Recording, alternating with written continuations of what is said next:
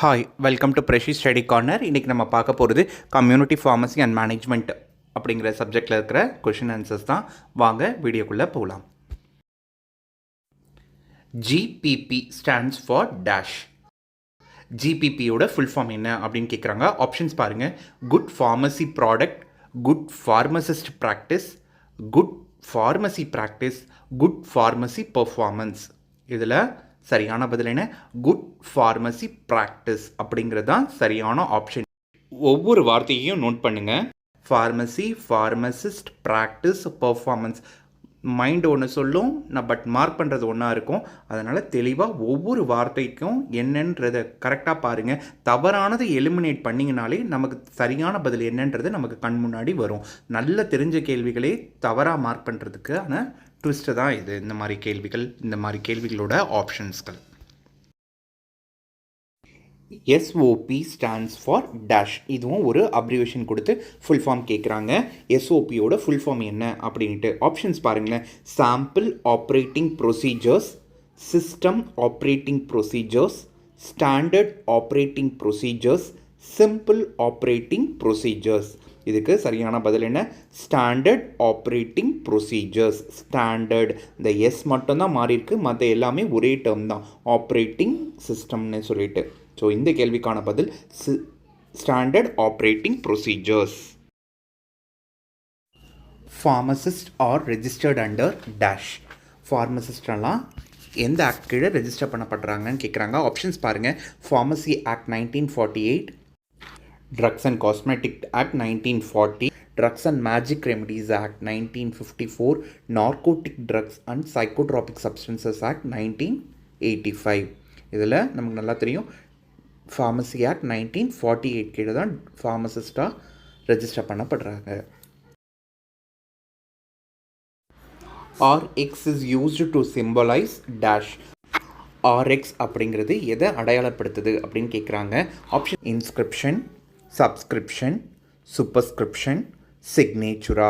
இது எல்லாம் ஒரு ப்ரிஸ்கிரிப்ஷனோட பார்ட்ஸ் தான். இதில் இந்த பர்டிகுலர் ஆர்எக்ஸுங்கிறது எதை மீன் பண்ணுது அப்படிங்கிறதான் கேள்வி. இதுக்கு சரியான பதில் superscription. Patient counselling helps to dash. Patient counselling எதற்கு பயன்படுதுன்னு கேட்குறாங்க. ஆப்ஷன்ஸ் பாருங்களேன். To develop business, for time pass, to know the chemical structure, motivate a patient to take medicine. இதில் patient counseling helps to motivate a patient to take medicine அப்படிங்கிறது தான் கரெக்டான option. Pap smear test is used for the diagnosis of dash. Pap smear test எந்த நோயை கண்டுபிடிக்கிறதுக்கு பயன்படுத்தப்படுது. Options பாருங்கள். Lung cancer, blood cancer, skin cancer, cervical cancer. இதுக்கு சரியான பதில் cervical cancer. Pap smear test cervical கேன்சரோட தொடர்புடையது.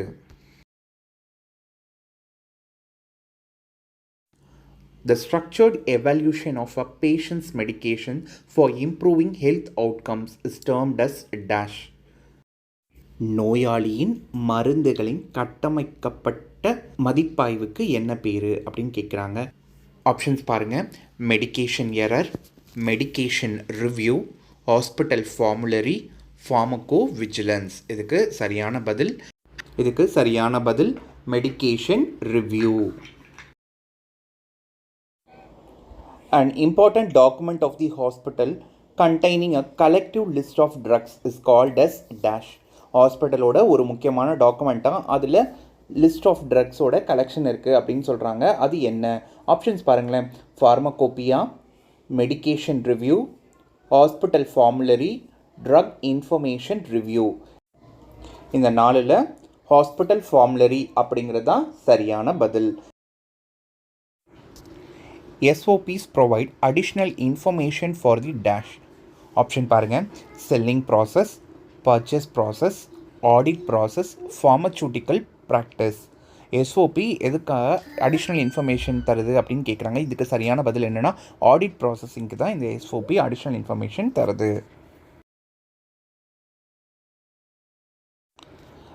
PIL, PIL stands for dash.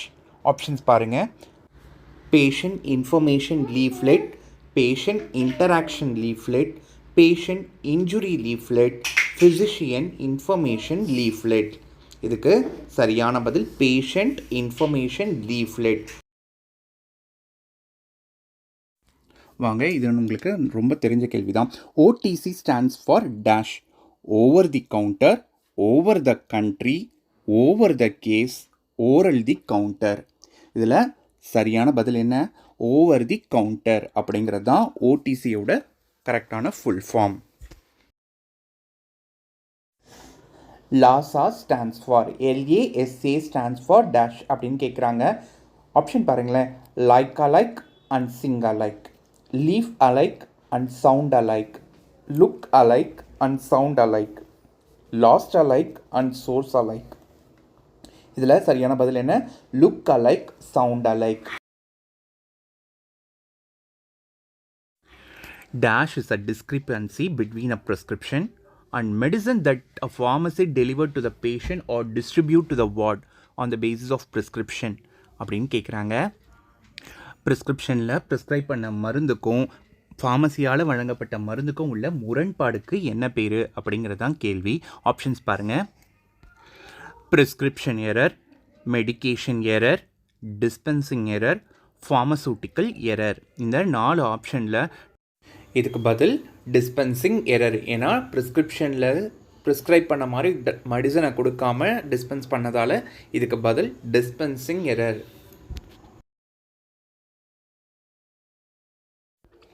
OTC drugs are also known as dash.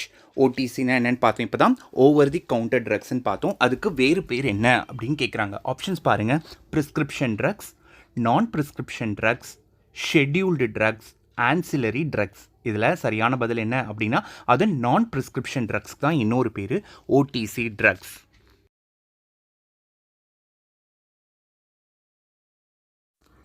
GERD stands for dash. GERDயோட full form என்ன அப்படின்னு கேட்குறாங்க. Options பாருங்கள். Gastro oesophageal relax disease, gastro oesophageal reflux disease, gastro oesophageal relay disease, gastro oesophageal relief disease. இதுக்கு சரியான பதில் என்ன அப்படின்னு பார்த்தீங்கன்னா எல்லாமே ஒரே மாதிரியாக இருக்கும். இந்த ஆர் மட்டும் நம்ம ட்விஸ்ட் பண்ணுற மாதிரி கேட்டிருக்காங்க. ரிலாக்ஸு, ரிஃப்ளெக்ஸு, ரிலே, ரிலீஃப்னு. பட் இதுக்கு சரியான பதில் என்ன? ஆப்ஷன் பி தான், கேஸ்ட்ரோ ஈசோஃபேஜியல் ரிஃப்ளெக்ஸ் டிசீஸ். அதுதான் ஜெர்டோட full form.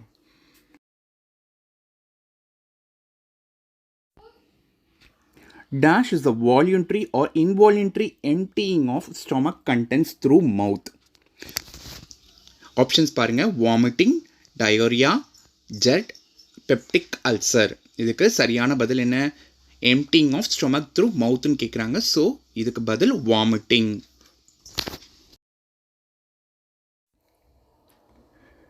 Dash analysis is based on the critical values and shortage cost of the items அப்படின்னு கேட்குறாங்க.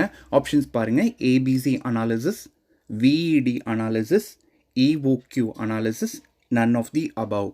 இதில் ABC அனாலிசிஸ்னால் அதோட ஃபுல் ஃபார்ம் என்ன? Always better control. VED analysis அதோட ஃபுல் ஃபார்ம் என்ன? Vital, essential, desirable. EOQ அனாலிசிஸ்னால் எக்கனாமிக் ஆர்டர் குவான்டிட்டி அனாலிசிஸ். சரி, இந்த கேள்விக்கு வாங்க. இதுக்கு சரியான பதில் என்ன அப்படின்னா அது VED analysis.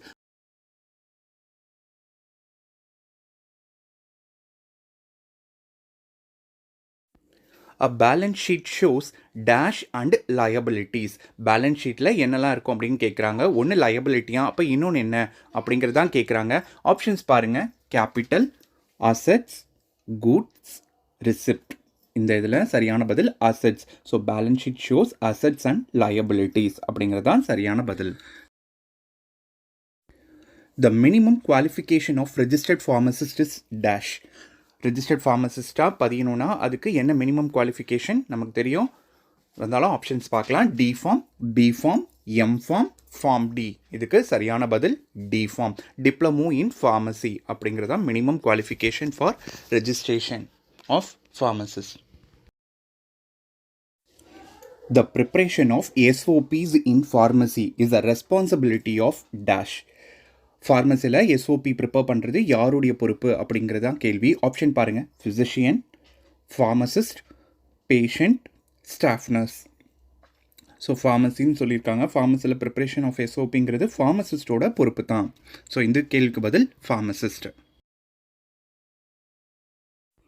Dash is the study of causes and development of diseases. நோய்கள் பற்றிய படிப்புக்கு என்ன பேர் அப்படின்னு கேட்குறாங்க. ஆப்ஷன்ஸ் பாருங்கள். Aetiology, anatomy, physiology, sociology. இதில் சரியான பதில் ஈட்டியாலஜி அப்படிங்கிறது தான் நோய்கள் பற்றிய படிப்புக்கு பேர். வீடியோ பார்த்துருப்பீங்க. உங்களுக்கு பயனுள்ளதாக இருக்கும்னு நம்புகிறோம். வாங்க நம்ம அடுத்த வீடியோவில் சந்திப்போம். அதுக்கு நீங்கள் மறக்காமல் எங்கள் ப்ரஷி ஸ்டடி கார்னர் சேனலை சப்ஸ்கிரைப் பண்ணுங்கள். தேங்க்ஸ் ஃபார் வாட்சிங் ப்ரஷி ஸ்டடி கார்னர்.